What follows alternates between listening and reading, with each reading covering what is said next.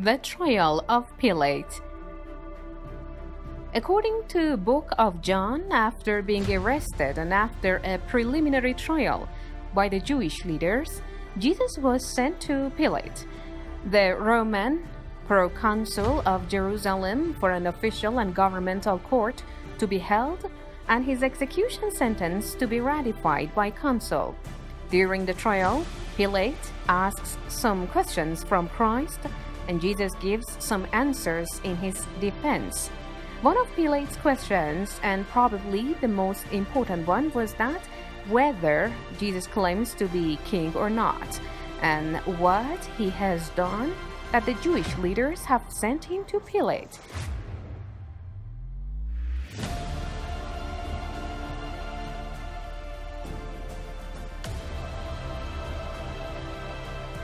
Jesus says that he has come to testify to someone and does not claim to be king. The critical point, which has been ignored by Christian scholars, is that he claims that his mission is to testify to this person, and more importantly, the word he uses to refer to this person is not either Greek nor Hebrew. So that even the highest official rank of Jerusalem, Pilate, didn't know the meaning of the word.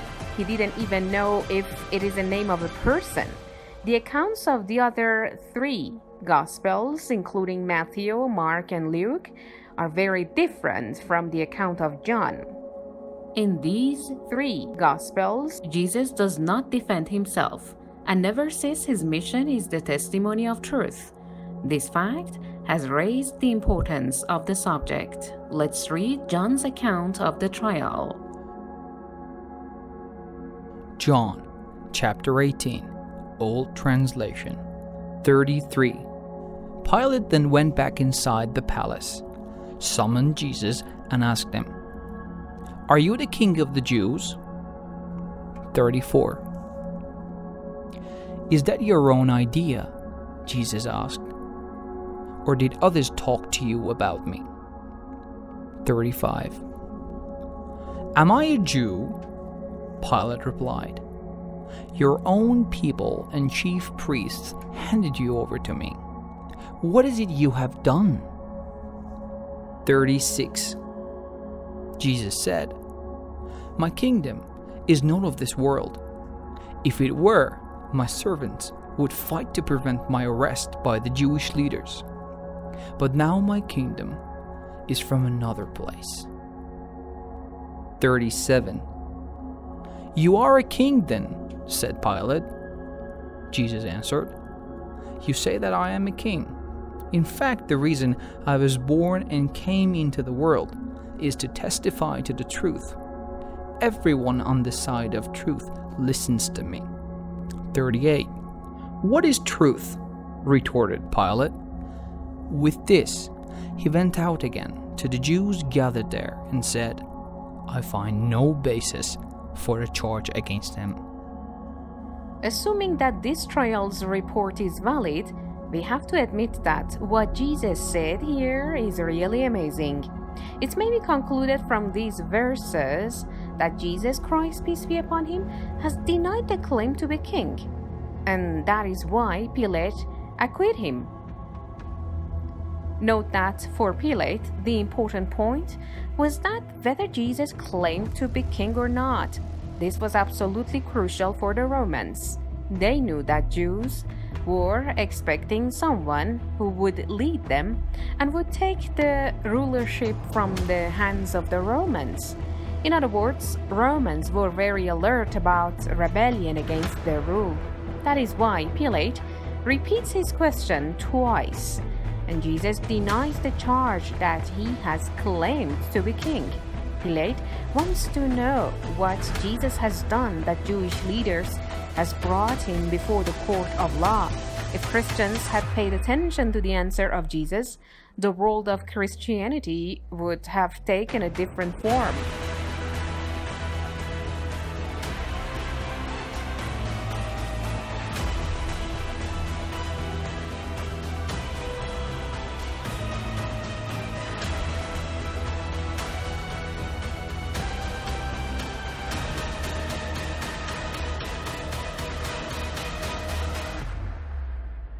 Jesus Christ describes his mission to testify to Ahmad, which the author of the book of John and other transcribers considered it to be testimony of the truth.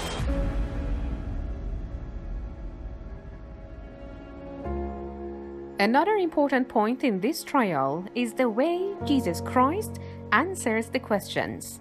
He denies the accusation that he has claimed to be king and says, "I was born and came to this world to testify the truth, and anyone who is of the truth will hear my words." The sentence, "and anyone who is of the truth will hear my words," means any faithful person who follows the truth will have faith in me and will follow what I say. This very sentence shows the importance of truth in the word of Christ. Is testimony of the truth a testify by itself? No, it is not. There must be something hidden beyond this word which completes its meaning, which is testimony to something or someone who is called aletheos by John, and other translators have translated it as truth. The key to mystery of the nature of this testimony is in the word, but not in Greek, in Hebrew. It is also worth noting that if testimony of truth means saying and attesting correctly and truly, then this question raises, why didn't Jesus mention the subject of testimony? Why didn't he say what he testifies correctly and truly?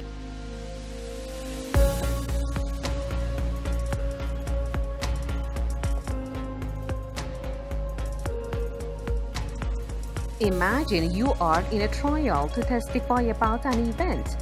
First, you take an oath and say, "I swear to say the truth."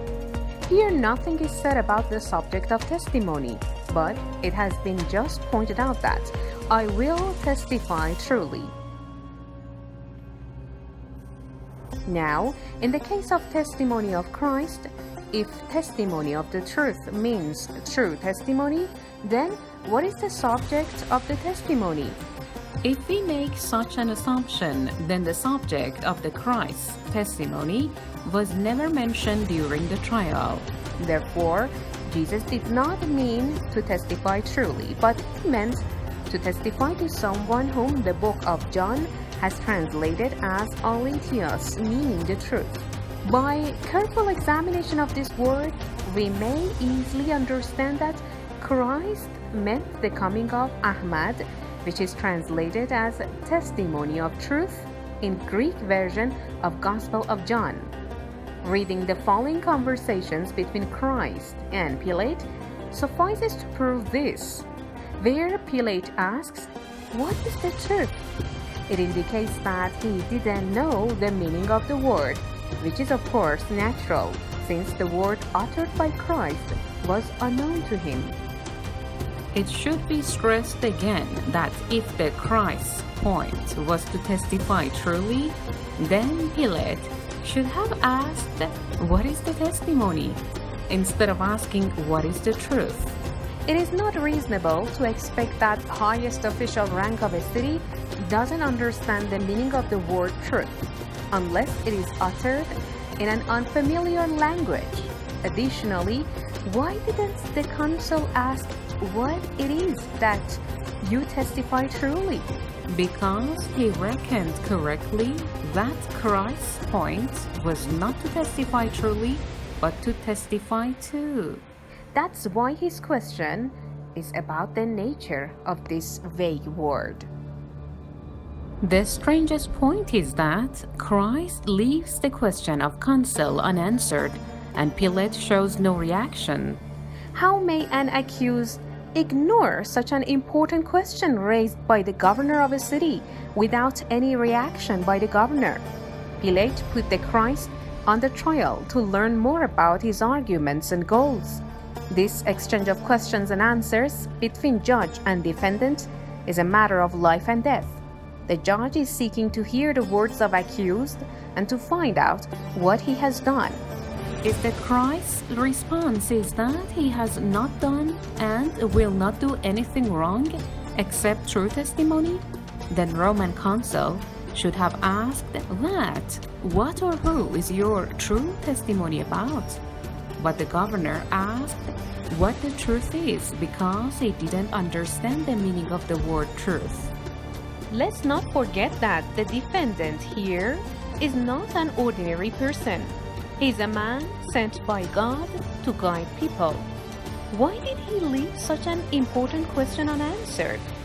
At the very time that he's about to defend himself against charges and convey his mission to governor, maybe the Christ answered the question, but the author of the book of John didn't report the answer, or the transcribers found it against their will and omitted the answer of Christ to the question of governor and translated the name of the person announced by Christ to hide the truth.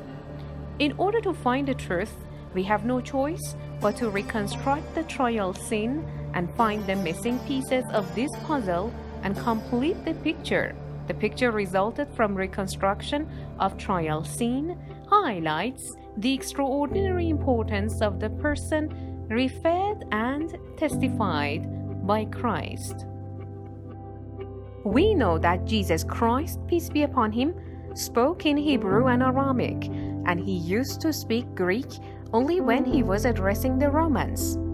During the trial, when Christ was being questioned by Pilate, he used a non-Greek word that was unknown to Pilate. That is why Pilate asks, "What is truth?" While if Christ had uttered the Greek word for truth, that is aletheos, there would not have been such a question in Pilate's mind, and he would ask, "What is the testimony of truth?" instead of asking, "What is truth? What testimony are you talking about?" But he asked, "What is truth?"